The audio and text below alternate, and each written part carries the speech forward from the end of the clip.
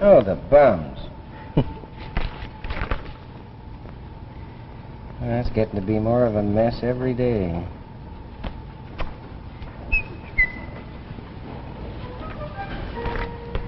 Oh, hi there. Sam Whipple's my name. You've probably never heard of me. I don't know why you should have. I'm just an ordinary fella, same as you. Got my little dreams, I've got my little fears.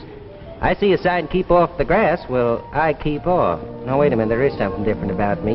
You see, I invented a time machine. That's right. Right now you're looking at a real bona fide time traveler. I admit it sounds fantastic, but it's really true. Let me see now. Anyway, I invented this time machine. It was crude, but effective. And my story begins in the city of New York, in the office of a great scientist and world citizen, Dr. Jarvis, about 100 years from now, in the year 2052.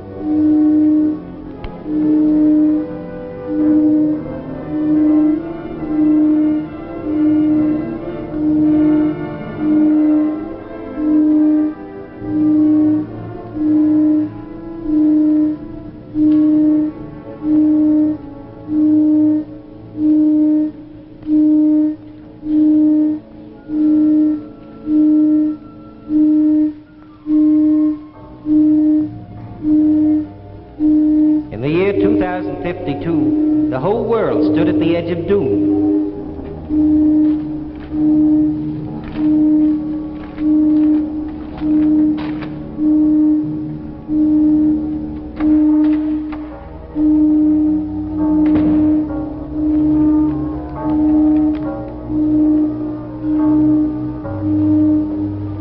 Oh, Mary, any further word? Yes, Father, from Nomura and Dr. Krolenko. What do they say? From Nomura. Staff and myself have checked and rechecked rising world radioactivity. Agree with you on cause, but cannot. Repeat, cannot discover any means of stopping it. Radioactive count rising. All Asia covered with thick vapor. World disaster appears inevitable. Goodbye, my old friend. Signed, Nomura. And Krolenko? Much the same as Nomura. He's particularly bitter in view of the strides his country's made the last 100 years. Why? Why have we failed? The biggest names in science working on just one problem. The answer negative. Oh, that radiation meter sketching out the pulse of a dying world. Radio facilities all set up? Yes, Father, they're ready. You go on in 1 minute. How does one tell the whole world that doom is only a few hours away? How? I don't know how either, but I do know this. That in a world of people which in 100 years has learned to live in peace, to understand each other, has matured, deserves to know the true facts.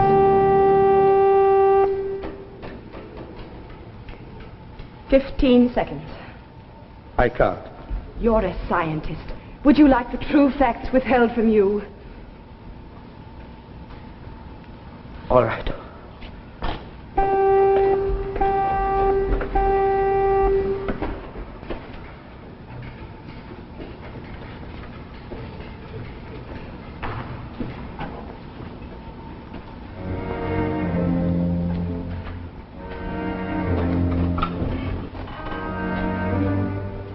My fellow human beings, what I have to say is based on proven facts.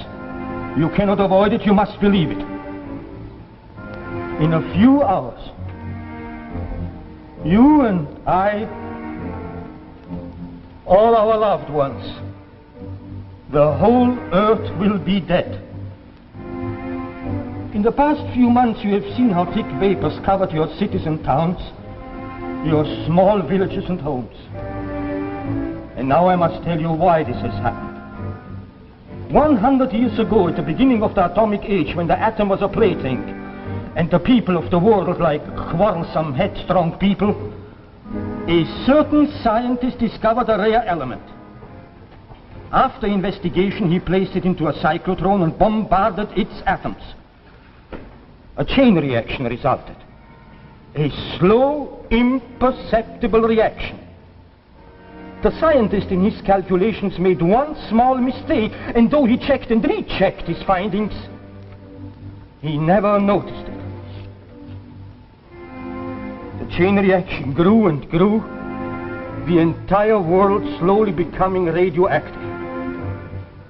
Recently, the Count approached the perilous mark at which it is impossible for life to survive.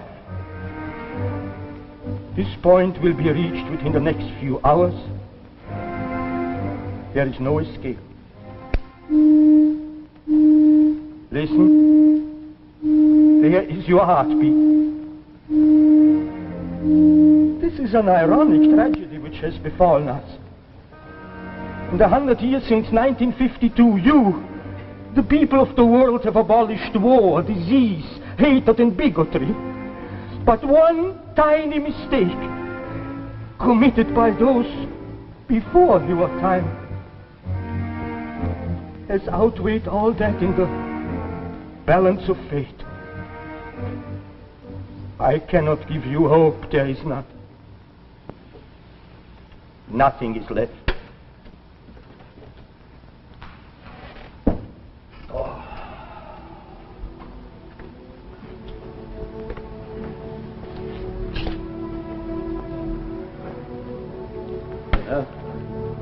Nothing to do now but wait.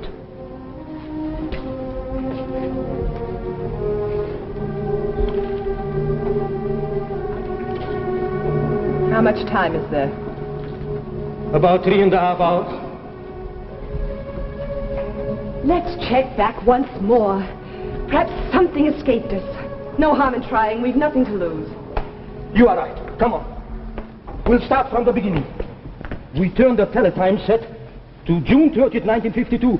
That's when Dr. Thorne made a mistake. Oh, what a wonderful scientific age this has been. Through this machine we can recapture the past, but the future is out of range. Now we'll turn the location dial to New York, and June 30th, 1952. There, watch. There, for the 5th time it checks.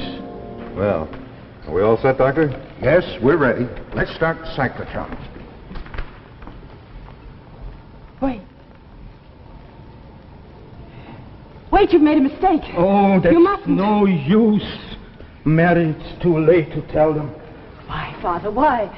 Look, we've been able to recapture time. Why couldn't I go back into the past and make them discover the mistake before they make it? We cannot change the past.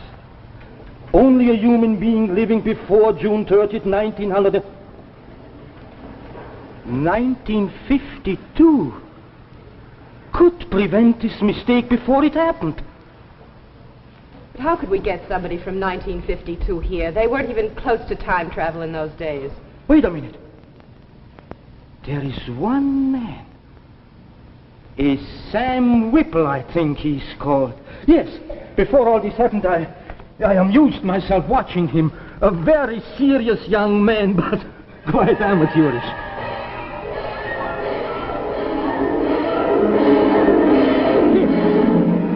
There he is, still walking away. Is that a time machine? But it looks ridiculous. No, it could never work. No, it's all there. It's all there. It's only that the wires are not attached to the proper terminals. If he could only adjust that, I think we could control his arrival through this machine. Well, there's my time machine. You hear the generator going? Well, that's the secret. I was trying to generate enough power in my time vest to free me from the gravity of time. Wasn't easy on the electric bills, I can tell you that. Sam? I had a sister, older. She means well, I guess, but... Sam Whipple, are you down there again? Sam, don't you hear me? I want to talk to you. Sam! Oh, Sarah, want something? Yes, here. What about them? They're bills, aren't they? Of course they're bills. Oh, pay them. With what? There's nothing left after paying up for the last bill. Sam, it's not easy running a household today on your income. Well, I've got some money put away for a new suit and a pair of shoes. We could use that. And then you'd go to work looking like a hobo. And what would Dr. Thorne and the others at the laboratory say to that? Oh, I rather think they'd say nothing. Probably wouldn't even notice me. Just a lab assistant. Well, if you spent as much time on your work as you do with that infernal machine, you'd get someplace. You'd be someone.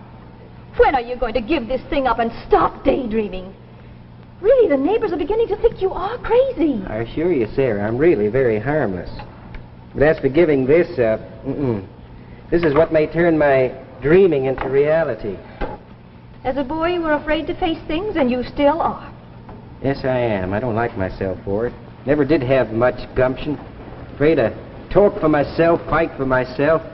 Well, that's why, don't you see? I want to give myself a chance in another lifetime, 500, maybe 1,000 years from now. Maybe I could do better then. You know, someday they're just going to take you away in a straitjacket. That's what's going to happen. Oh. And what about me? What's going to happen to me? Sarah, I've taken care of you ever since your husband died, haven't I? Gave up my college career for it. Guess maybe that's why I haven't married either. I did think my first duty was to you. Well, you better stand back now, Sarah. I'm all set. I'm going to try it. You might get hurt.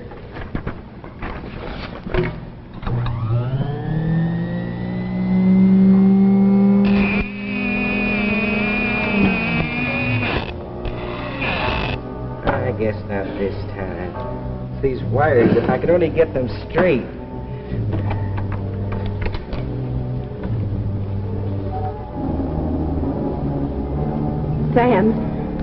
Sam Whipple, that wire on the connection goes on the right.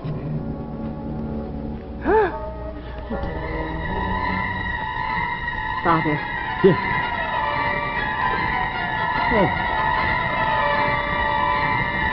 Oh, Mary. Father. Yeah. I beg your pardon for bursting in like this, but could He you made tell it. me where I am? He made it. Sam Whipple, I'm Mary Jarvis. This is my father, Dr. Jarvis. Welcome to the 21st century.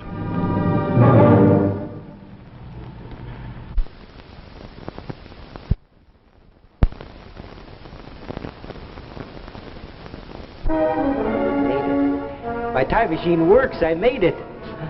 Oh, thanks. Say, what year is this? June 30, 2052. Only 100 years. I thought I'd go at least 1,000. Oh, well. Say, your clothes, they don't seem much different from ours. I thought they'd be kind Just a bit more comfortable, that's all. Oh, yeah. Mind if I look around? Please do. Thanks.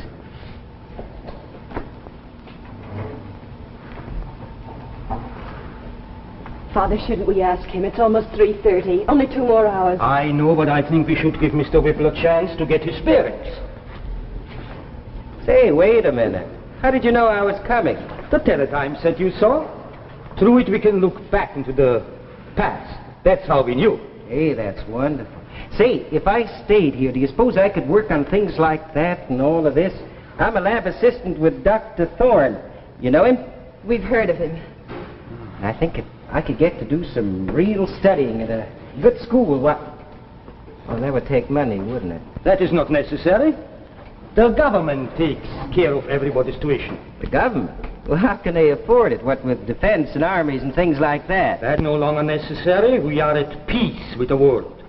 You mean no Cold War with any country? No, we are all the best of friends. Yeah, that's wonderful. Oh, I could like it here. What about diseases? We've discovered the cause and cure of cancer, among other things. Cancer. You know, my father died of cancer. Please, I have a favor to ask. Is it possible for me to stay in this century, live my life out? I'd give value in return. I'd work. I'd do anything.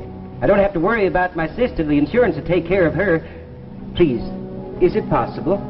I think so, but... What's that? Radiation meter. Measures radioactivity. Oh, I see. We call that a Geiger counter in our time. Hey, wait a minute. Doesn't that mean there's something radioactive around here? The whole world?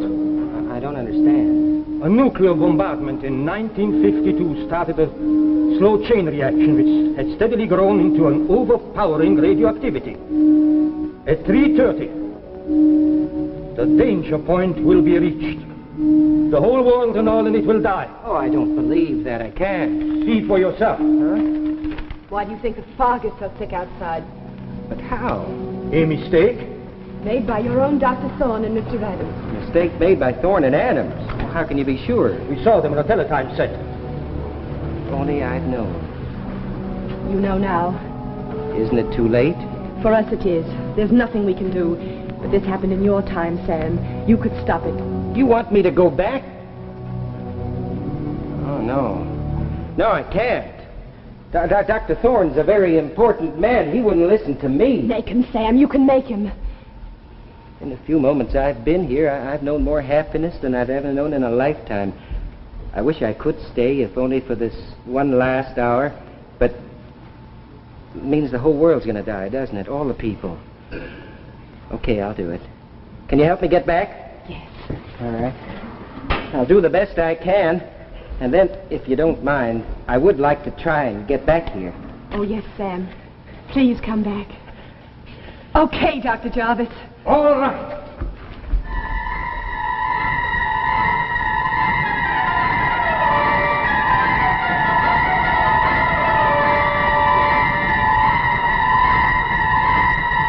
I'm back. Sam!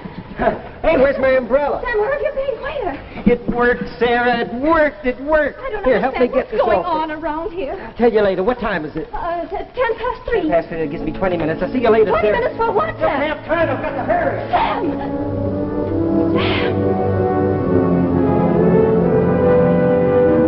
There, for the 5th time it checks. Well, are we all set, Dr. Thorne? Yes, Adams, we're ready. Let's start the cyclotron. No, wait, please. You've made a mistake. You mustn't. Who in thunder is this? Say, I know you. You're one of the lab assistants. Whipple, I believe. That's right, sir. I'm sorry to barge in like this. I hope I didn't startle you. Whipple or whatever your name is. What the devil are you I'm talking sorry, about? sir. I know it must seem crazy to you, but have you checked? You've made a mistake on your calculations. I know you have. But you've never seen these papers. Yes, sir, I have. 100 years from now in a teletime set. Dr. Jarvis pointed it out to me. Jarvis. 100 years. Well, this man's obviously insane. I'm going to throw him out. I'm not crazy. You've got to listen to me. Dr. Thorne, have you checked these figures? Of course, I've checked and rechecked at least 5 times. Then please check them again. The whole world depends on it. Since you know so much, where did I make my mistake? I don't know. But I'll tell you this. If you bombard the atom of this element you've been working on, you'll start a slow chain reaction. It'll grow and grow, and in 100 years it'll destroy the whole world. All right, Adams, I've heard it enough. Let's get going. No, you don't. You wouldn't dare.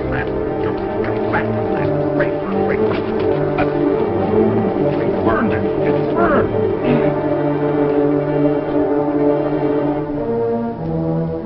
I think you'll have to check back now.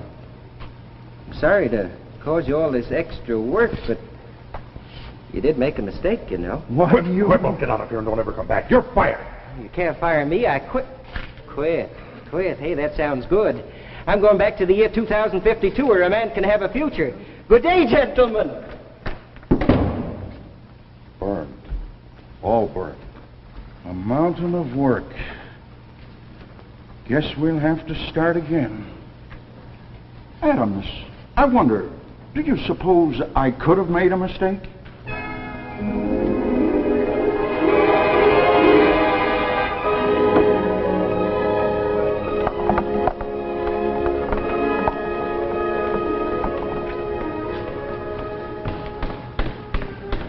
Hi, Sarah. How's my favorite sister? You have gone mad. Yep, gone happy and mad. Where have you been? Where? Oh, I've been over to the laboratory. Told Dr. Thorne he'd made a mistake in his calculations. He didn't like it. You don't mean he fired you? Oh, he tried to, but I wouldn't let him get away with that. I quit. Quit? Yep. How we live? Oh, I've taken care of all that. I'm going back into the future, and I guess in that case the insurance company will consider me dead, so that'll leave enough money to make you comfortable. Well, goodbye, Sarah. Here we go. Sam Whipple, you're not going anywhere. Huh? I've seen to that. One of us has to have a head on our shoulders. Yes. Oh, no. I've smashed the machine. No. Maybe now you'll wake up and act your age. Oh, Sarah. Why? Why, Sarah? Can't you see it was destroying your life? I did it for you, Sam. Now come along upstairs. Come on like a sensible person, and I'll make us both some coffee.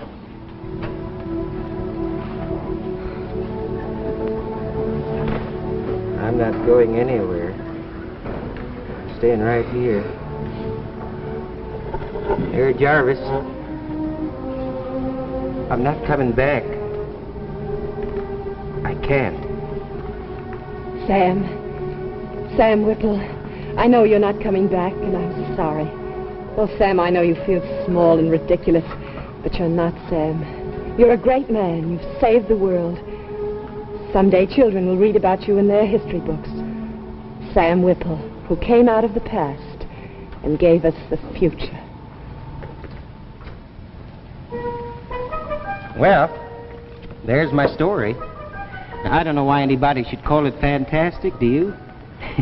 But it is a funny thought, isn't it, to go through life with people thinking you're just a nobody, and then in 100 years to have your great-great-grandchildren coming across your name in a history book as being quite a fella? Oh, why don't I catch you up to date before you go? As you can imagine, I felt pretty low down after all this happened. Yeah, pretty low down. But then Dr. Thorne discovered he had made that mistake, and, well, he looked me up and apologized very handsomely. He still can't figure out, though, how I knew about the mistake. Anyway, he gave me a darn good job. Time machine. No, I never did try to fix it. Somehow, I don't know how, I seemed to change quite a bit then. Oh, I used to go out more than I used to, more get up and go.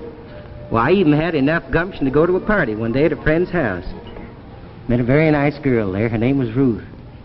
Funny thing, though, first time I met Ruth, why, she reminded me a little of Mary Jarvis. Well, anyway, Ruth and I, we hit it off fine, and after a little while, she did me the honor of becoming Mrs. Whipple. Just goes to show, I guess, a fella can have his future in his own lifetime, too. Oh, hi, honey. Well, I guess it's time to go now, so pleasant dreams.